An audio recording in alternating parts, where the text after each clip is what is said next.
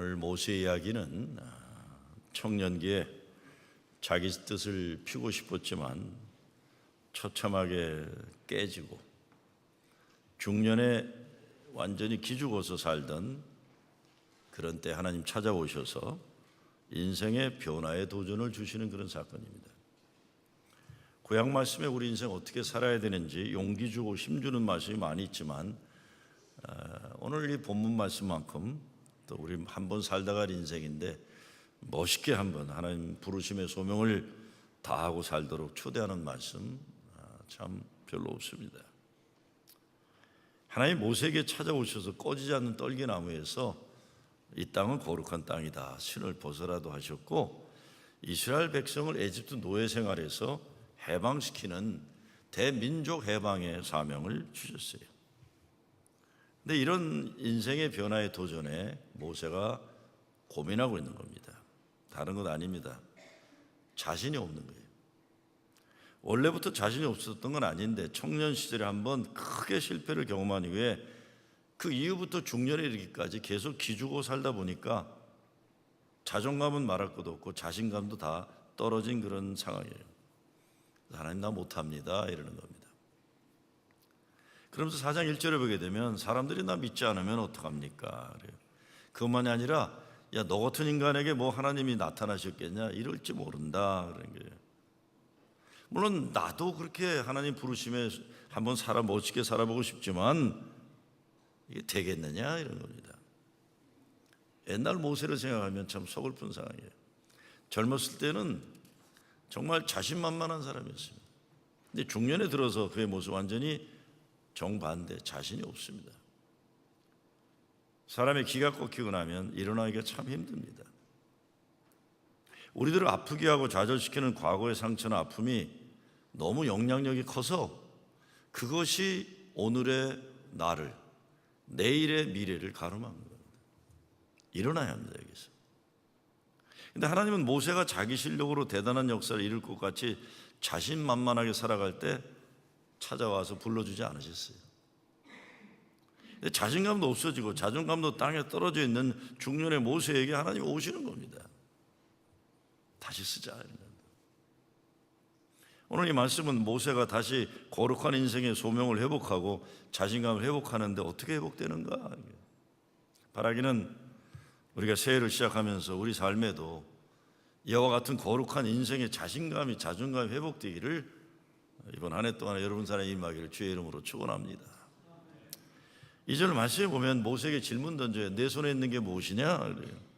지팡이입니다. 나무 지팡이에요. 양치고 뭐 그런 거예요. 감당하는 금지팡이가 아니에요. 근데 그 나무 지팡이를 하나님이 그 지팡이를 모세가 가지고 히브리 민족 역사에서 가장 중요한 출애굽과 광야 40년을 넘어 가나안 땅에 들어가는 대구원의 역사를 이제 시작시켜 주고자 원하시는 거예요.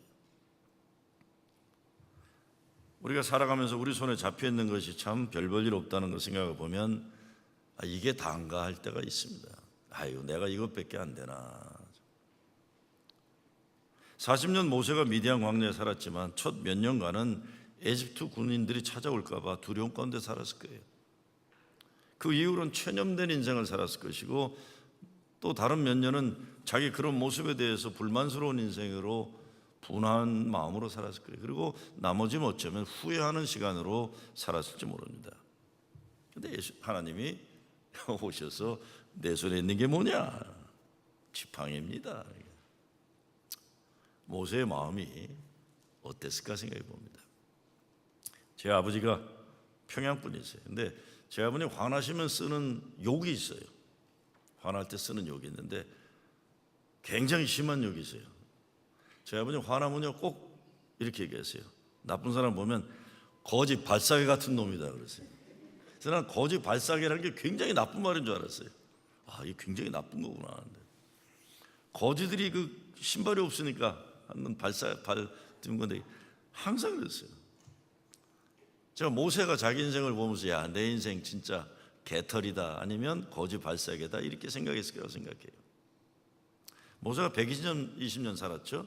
청년기는 바로왕의 아들처럼 왕궁에서 왕자의 신분으로 살았습니다. 그러다가 친모가 보모가 되어가지고 어려서부터 유대인으로서 민족 주체의식을 분명히 심어주었기 때문에 청년기에는 유대 민족의 자기 리더라는 자부심을 가지고 있었습니다. 근데 그런 자부심과 자신만만했던 청년기에 유대인을 괴롭히는 에집트 사람 보고 때려 죽여가지고 도망자 신세가 되지 않습니까? 그럼 40살부터 80살까지 장년기에는 미디안 광야에서 양을 키우며 평범한 가정의 가장으로 살아갑니다. 이방인 여자와 결혼했고 첫 아들을 낳았는데 이름을 게르솜이라고 이름을 붙입니다. 게르솜이라는 뜻은 내 인생 실패작이다 이런 겁니다. 첫 아들을 낳고 이름을 내 인생 개털같이 됐다 이렇게 이름 진 거예요. 얼마나 자기 자신이 삶이 자화상이 그랬을까 생각해 보는 겁니다. 자기 인생을 부끄러워했는데 그렇게 살고 있는 모세를 하나님이 가만히 놔주지 않으시고 부르시는 겁니다. 이제는 민족의 지도자로 쓰임받아라.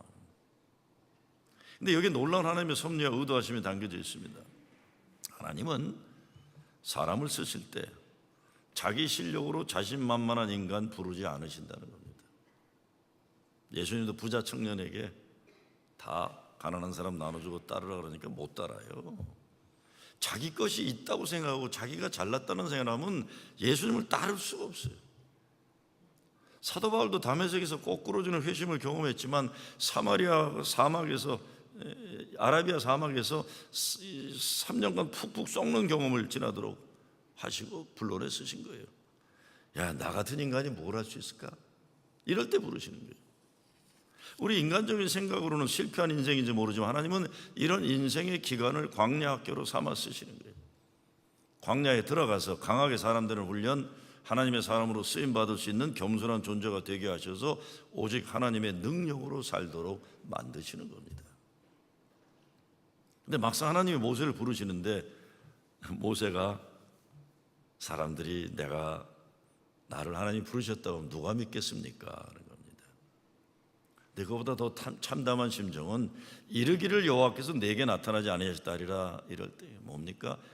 사람들이 평가하면서 야, 네 꼬락서니를 봐라. 너 같은 놈한테 무슨 하나님이 함께 하겠냐 이 말. 이 평가받고 있다는 심한 자책감을 가지게 된다. 남들이 나를 판단하는 것도 힘들지만 내가 나를 스스로 그렇게 비하하는 건 참 가슴 아픈 일이에요. 저도 제가 살아온 인생 돌아볼 때 가장 안타까웠던 시절들이 기죽어서 살던 시절들입니다. 송대관은 인생은 네 박자라고 부르지만 저는 인생의 엇박자를 살았던 시절들이 있어요. 엇박자예요. 거꾸로 살았던 시절이에요. 내가 고개 들지 말아야 할 때 고개 바짝 들었다가 된통 얻어맞은 인생 사는 적이 있어요. 그 다음부터는 그게 너무 아파가지고요, 고개를 들어야 할 때도 못 들고 살아왔어요. 근데 그 시간이 한 10년 걸리더라고요. 그 시간이 10년 걸려요. 그러다 보니까 머리 좀 들어야 되는데도 계속 숙이고 살아요. 기주고 숙이고 있는 시간이 길어지게 되면서 나중에 원래 나는 이런 인간인가 보다, 원래부터 난 이랬나 보다, 앞으로도 이럴 것이다 스스로 판단하는 게 그 시절이 참 지금 돌아보면 안타까워요. 아이고, 누가 좀 나한테 와서 야 괜찮아 임마 이래줬으면 얼마나 좋았을까. 근데 저는 모세가 괴로워하는 그 문제를 생각해 볼 때 남들이 모르는 것보다 내 자신의 문제를 봐요. 모세가 야 너 같은 인간에게 무슨 하나님이 함께 계실까는 남들의 조롱이 아니라 자기 스스로 그 문제를 해결해야 되는 거예요. 정말 하나님이 나와 함께 계시는 건가? 내 안에 계신 하나님에 대한 나와 함께 하심의 영적인 자신감을 회복해야 되는 거예요. 이것만 회복되면 되는 겁니다. 이것만 회복되면. 그런 엄연한 현실 앞에서 하나님이 던진 질문입니다. 내 손에 있는 게 뭐냐? 사람은 누구나 살다 보면 나름대로 작고 큰 실패의 경험이 없을 수 없습니다. 근데 모세의 실패의 경험은 인생 가장 황금기에 닥쳐왔기 때문에 충격이 컸던 거예요. 문제는 그 인생 실패의 경험 때문에 모세의 인간 존엄 자체가 타격을 받은 것이에요. 자기 존중을 회복시켜주는 거예요. 거룩한 하나님의 일을 맡기시면서 그 10년 가운데 하나님에 대한 믿음을 다시 회복시키고자 오시는 겁니다. 실패 그 자체가 문제가 아니라 일의 실패가 인생의 실패가 되는 위험이 있는 겁니다. 그런데 하나님은 오히려 모세의 실패를 믿음의 성공으로 바꾸고 계시는 거예요. 제가 많이 인용하는 박노해가 쓴 시가 늘 새로운 실패를 하자, 제가 많이 인용합니다. 돌아보면 내 인생은 실패투성이, 이제 다시는 실패하지 않겠다. 두 번째 화살은 맞지 않겠다고 조용히 울며 다짐하다가, 아니야, 지금의 난 실패로 만들어진 나인데, 실패한 꿈을 미뤄 여기까지 왔는데, 나에게 실패보다 더 무서운 건 의미 없는 성공이고 익숙한 곳에 머무름이고 실패가 두려워 도사리는 것. 의미 없는 성공을, 저도 돌아보면 내 나름대로 난 성공했다고 생각했던 그 순간이 나중에 돌이켜볼 때, 야, 그때가 독이 있었구나. 그 속에 거꾸로 내 인생의 실패라고 생각했던 그 아픔 속에 거기에 하나님의 약이 있었구나. 우리 판단일 뿐이에요. 다 우리가 성공했다고 폼잡을 때 그게 우리 속에 독이 담기는 순간이에요. 우리가 실패했다고 아파할 때 거기 하나님이 주신 약이 있는 거예요. 데일 갤러웨이가 쓴 당신의 인생을 다시 시작하라는 글에 보면 실패에 관해 알아야 할 4가지 사실을 이렇게 하면, 첫째, 실패한다고 해서 실패자가 되는 것은 아니다. 두 번째, 사람은 실패하기 마련이다. 세 번째, 노력하는 사람은 실패자가 아니다. 네 번째, 실패가 마지막이 될 필요는 전혀 없다 이겁니다. 박노해가 늘 새로운 실패를 하자 쓴 뒷부분이 이렇게 되어 있습니다. 실패했다는 이유만으로 사라지지 않는다. 성공했지만 의미 없는 것들이 있고, 비록 실패했지만 더 의미 있는 것도 있다. 누군가는 의미 있는 실패라도 하며 쓰러져야만 그 쓰라림을 딛고 넘어 새날은 온다. 이제 같은 실패를 반복하지 말고, 준비에 실패함으로 실패를 준비하지 말고, 실패를 정직하게 성찰하며 늘 새로운 실패를 하자. 늘 새로운 실패를 하자. 하나님이 우리들에게 같은 질문 던지십니다. 내 손에 있는 게 뭐냐? 나에게도 지팡이가 있습니다. 하나님이 내 손에 있는 것이 뭐냐 물으신 것은, 뒤집어 생각해보면 내 손에도 너의 인생을 새롭게 시작할 능력의 도구가 있다는 거예요. 오늘 17절 말씀 제가 같이 읽자는 게 딴 게 아닙니다. 딴 게 아니에요. 이것으로 하나님은 기적을 이루라고 얘기하시잖아요. 17절에서 모세는 내가 뭐 하겠습니까? 그런데 야, 너 그 지팡이로 이적을 행하리라. 아마 모세는 그 말 들리지도 않았을 거예요. 워낙 실패가 익숙하니까 들리지도 않았을 거예요. 정말 정신 하나도 없이 그냥 끌려갔을지 몰라요. 여러분의 손에 붙잡혀 있는 지팡이가 뭡니까? 없는 거 탓하지 말고 있는 거 찾아야죠. 우리가 살다가 자기가 원하던 것이 이루어지지 않을 때를 많이 경험합니다. 사실 성공보다 실패가 더 많죠. 저는 그럴 때가 사실은 하나님이 새롭게 열어주시고자 하시는 새로운 복의 지평이 열리는 기회라고 생각해요. 경험적으로 그렇습니다. 제 자신의 경험을 말씀드리자면, 내 인생 내가 잘한다고 자신 있던 분야를 하나님이 잔인하실 정도로 한 번도 열어주시지 않았어요. 신기할 정도로 내가 잘한다고 생각하고 내가 하고 싶었던 일은 안 됐어요. 내가 별로 좋아하지 않고 잘하고 싶어하지 않았던 그 분야로 집요하게 하나님 날 몰고 모시더라고요. 저는 어렸을 때 군인이 되는 게 꿈이었습니다.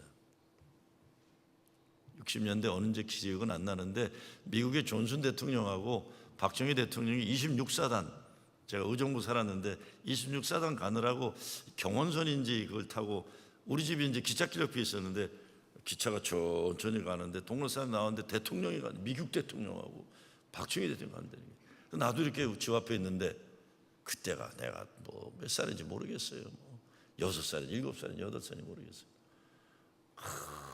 큰 존슨 대통령이 나를 향해 손을 이렇게, 거기에 키 작은 카리스마가 넘치는 박정희 대통령이 나를 향해 미소를 지시더라고요. 그때부터 나는 군인이 되고 싶다 그랬어요. 진짜 꿈이 육사가는 거였습니다. 그런데 고등학교 때 이민을 와버렸잖아요. 한국 육사 못 가고, 그래서 대학을 어플라이하면서 웨스트 포인트를 어플라이했습니다. 근데 그 당시만 해도 나같이 영주권만 가지고 백이 없는 사람은 웨스트 포인트 갈 수 있는 시절이 아니었어요. 안 됐어요. 떨어졌어요. 그래갖고 화공학을 제가 전공하지 않습니다. 1년의 공대에서. 그때 또 유류 파동이 나면서 제가 전공한 게 뭐냐면 쓰레기를 가지고 대체열로 만드는 거였어요. 그리고 제가 연구한 게 공부한 게 딴 게 아닙니다. 이 냉장고 같은 거 연료율을 100% 연료율을 만들면 냉장고를 만드느라고 차게 하는 에너지는 뜨거운 에너지가 있는데, 차게 하고 남은 뜨거운 에너지를 사용하면 또 난방을 만들지 않을까. 지금도 그런 연구 다 하잖아요. 열은 또 찬 거와 뜨거운 건 똑같은 거거든요. 그러다가 조국 대한민국의 에너지 발전을 쓰임받고자 꿈꿨는데 아버지가 덜컥 돌아가시고 졸업하자마자 신학교 간 거예요. 신학교 가서도 어떤 거창한 역사를 위해서 한번 민족의 역사에 쓰임받는 혁명가가 되고 싶었어요. 그러다가 아무것도 안 되는 판에 나중에는 교단의 본부에 들어가서 한번 비행기 타고 다니면서 멋진 큰 목회를 해보겠다. 그리고 어플라이 했는데 내가 무시하던 내 친구는 되고 난 떨어졌어요. 그게 바로 골수이식 받고 이 동네 살고 있는 김종성 목사예요. 제가 그래서 야, 너는 실력도 없는 게 김혜정 감독님 백으로 됐지, 나쁜 놈아. 그러고 나는 맨날 욕했어요. 그리고 나는 이제 아틀란타 간 겁니다. 그런데 내 뜻은, 내가 원하는 건, 내가 잘한다 하던 건 진짜 요만큼도 안 열어줬어요. 그냥 내가 제일 싫어하는 이런 목회, 새벽기도 하고 교인들과 직역대회해야 되고 설교해야 되고 이런 거, 내가 제일 싫어하는 거. 이건 시시한 목사들이 하는 거예요. 그렇죠? 진짜 잘난 목사들은 비행기 타고 다니면서 선교도 해야 되고 이런 거 하는 거 아니에요. 그렇죠? 38년을 이거 하고 있는 겁니다 지금. 그런데 제가 불행할까요? 아니에요. 제가 많이 생각하는 건 하나님이 원하시는 길이 이 길이셨구나 하는 거예요. 하나님은 내가 이런 삶을 살기를 원하셨구나. 하나님의 뜻이 여기 있구나. 나를 잘 아시고 나를 사랑하신 하나님이 나를 위해 이 길로만 코너를 모신 거예요. 이 길로만. 이제 와서 제가 뭐 하겠습니까? 이렇게 은퇴해야죠. 이게 하나님의 예비하신 축복이다 깨닫게 되는 겁니다. 하나님이 모세의 지팡이를 가지고 특별히 안수기도 하고 금지팡이가 되게 하고 그러지 않았어요. 손오공의 여의봉이나 금 나오라 뚝딱, 은 나오라 뚝딱, 도깨비방망이도 아니에요. 그냥 나무 방망이. 아무런 신비로운 능력이 있는 지팡이가 아닌데, 하나님은 모세가 이 지팡이를 가지고 하나님의 역사의 위대한 일을 감당하도록 하시는 겁니다. 누구에게나 지팡이가 있습니다.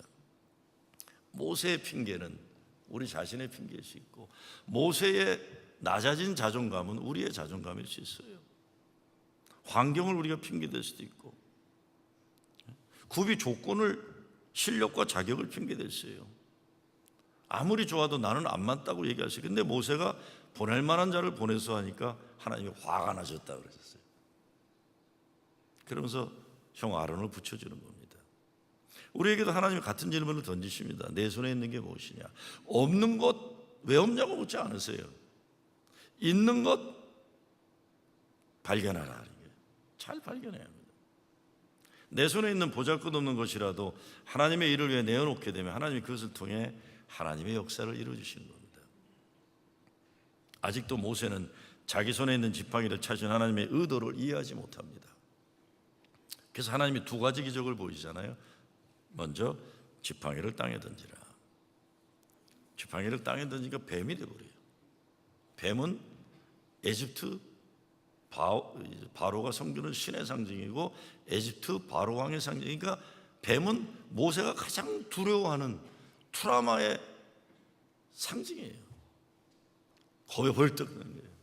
그랬더니 뱀의 꼬리를 잡으라. 그러니까 뱀의 꼬리를 잡으라. 두려움의 대상. 그것만 보면 옛날 생각나서 상처가 더 아픈데, 그것만 생각하면 오늘 살아갈 기운이 나지 않는데, 하나님은 그 가장 두려운 것에 꼬리를 잡으라고 하신 거예요. 자, 여기 중요한 말씀이 있습니다. 두려움은 실패 그 자체보다도 파괴적이에요. 두려움은 우리를 죽이기 전에 우리가 두려움이 우리를 죽이기 전에 우리가 두려움의 꼬리를 확 잡아야 됩니다.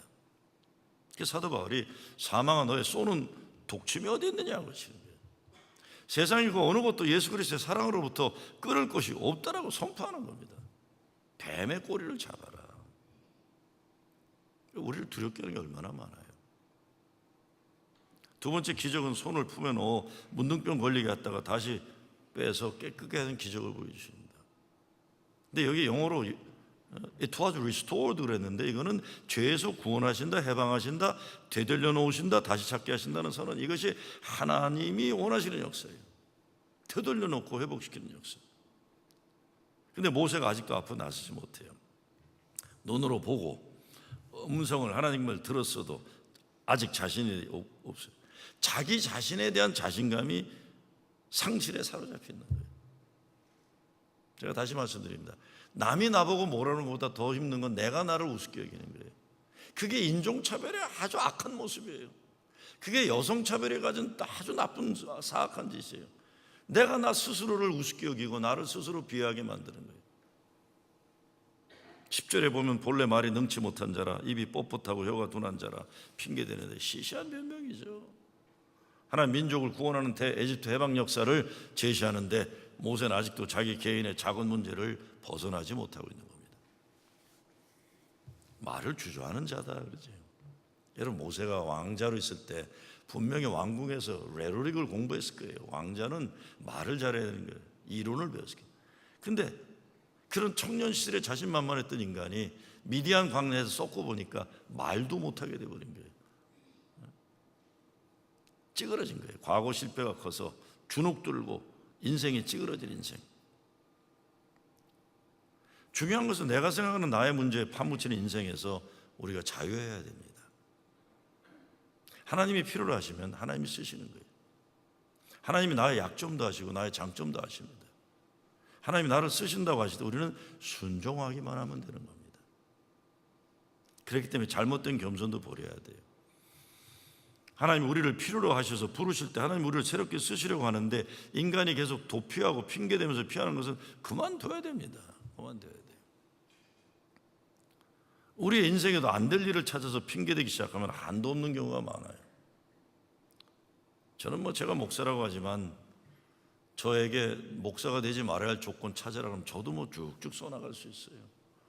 난 내가 잘 알아요. 난 목사 원래 체질적으로 나는 우리 아버지가 돌아가지 않으셨으면 아마 완전히 거꾸로 갔을 것 같아요. 난 원래 그냥 신변 잡기에 능하고 종로 안국동에서 고등학교 때 종로까지 대원역에 타러 올 때 종로 상가에 가면 무랑루즈가 있어 그냥 쿵작쿵작 밴드 나오면 그냥 가슴이 흥분되고 그랬었어요. 나는 내가 알아요. 나는 아마 연예계 뒤에서 기도 보고 있던가 아니면 정치마당 뒤에서 그냥 몰입의 역할이나 하고 이러고 살았을 것 같아요. 그런 거 워낙 좋아하니까 사람 좋아하고 요만큼 머리가 돌아가니까 또 판단하고 이러고 살았을 거예요. 노래 배워서 노래방에서도 중년 여인들에게 인기 끌고 그랬을지 몰라요. 그랬을지 몰라요. 충분히 그럴 수 있는 자격이 있습니다. 제가. 그런데 하나님이 쓰시면 쓰시는 거예요. 하나님이 우리에게 구하는 건 순종이에요. 하나님의 하시는 일에 순종하는 것이고 내 자신의 능력에 대한 판단도 하나님께 맡기는 거예요. 하나님 모세에게 말씀합니다. 너는 이 지팡이를 손에 잡고 이것으로 이적을 행할지니라. 그 지팡이가 민족구원의 기적을 일으킬 지팡이다. 그리고 20절에 들어가면서 참 기가 막힌 말씀이 나옵니다. 모세의 지팡이가 하나님의 지팡이가 되는 거예요. 말씀에 순종하고 길을 떠나니 모세의 손에는 하나님의 지팡이가 들려있더라. 이렇게 되어 20절. 그 지팡이가 하나님의 지팡이가 되는 거예요. 2019년 새해입니다. 교회에서도 여러 새로운 사역을 책임 맡은 분들 자기 실력으로 하나님 일을 하려고 하면 어려워요. 내가 실력이 인정받았다 이런 게 아니거든요. 주님 불러주시면 먼저 감사하고 주어진 사역 감당하도록 성령의 도우심을 간구하는 거예요. 그러면 내 손에 있는 지팡이 하나님이 지팡이 되어 하나님의 역사를 이루어가는 건 하나님이 하시는 거예요.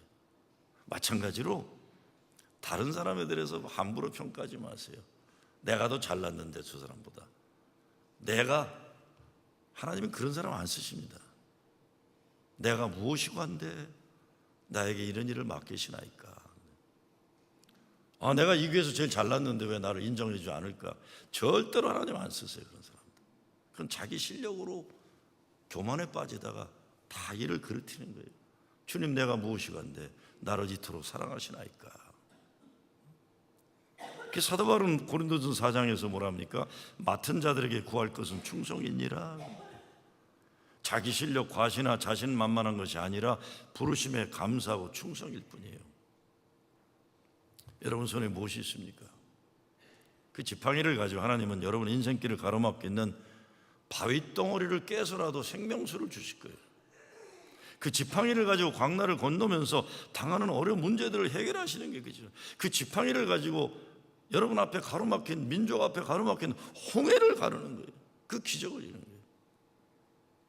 2019년 새해를 시작하면서 하나님 주시는 능력이 회복되는 여러분 되시길 주의 이름으로 축원합니다. 새해에 우리가 이루어갈 성공이 뭡니까? 사람 각자 주어진 거룩한 몫이 있어요. 그러니 남 흉내내느라 인생 낭비할 거 없고 남처럼 되지 못해 안달할 필요도 없어요. 내게 맡기시는, 내게 원하시는 하나님의 소원이 있을 뿐입니다. 앤서니 라빈스가 무한 능력이라는 글에서 성공이 뭐냐라는 글이 있는데 새해에 우리도 이런 성공을 하면 좋겠어요. 성공이 무엇이냐? 성공이란 자주 그리고 많이 웃는 것, 지성 있는 사람들로부터 존경을, 그리고 아이들로부터는 애정을 받는 것, 정직한 비평가들로부터 평가를 받고 거짓된 친구들의 배신을 참아내는 것, 아름다움을 감상하고 타인들이 가진 최상의 것을 발견하는 것, 세상을 조금 더 좋은 곳으로 만드는 것, 그것이 한 건강한 아이를 낳거나 한 떼기 정원을 가꾸거나 사회 환경을 회복하는 것이나 간에 당신이 살았었기에 단 한 생명이라도 더 편히 숨 쉬었다는 것을 아는 것, 이것이 성공된 삶을 살았다는 것이다. 하나님 주시는 지팡이를 붙잡고 여러분 가정에서, 교회에서, 일터에서 하나님의 기적을 이루는 여러분 되시길 주의 이름으로 축원합니다. 아버지 하나님 감사합니다. 내 손에 있는 이 지팡이 가지고 하나님이 원하시는 그 역사에 쓰임 받을 수 있도록 순종하게 하여 주시옵소서. 올해 한 해 동안 과거에 있었던 나의 부끄러움, 나의 죄, 내 못난 모습 때문에 하나님이 주권적으로 열어주시는 미래를 함부로 판단하지 않고 정말 하나님만 붙잡고 믿음의 담대함으로 나가게 도와 주시옵소서. 예수 그리스도의 이름으로 기도드리옵나이다.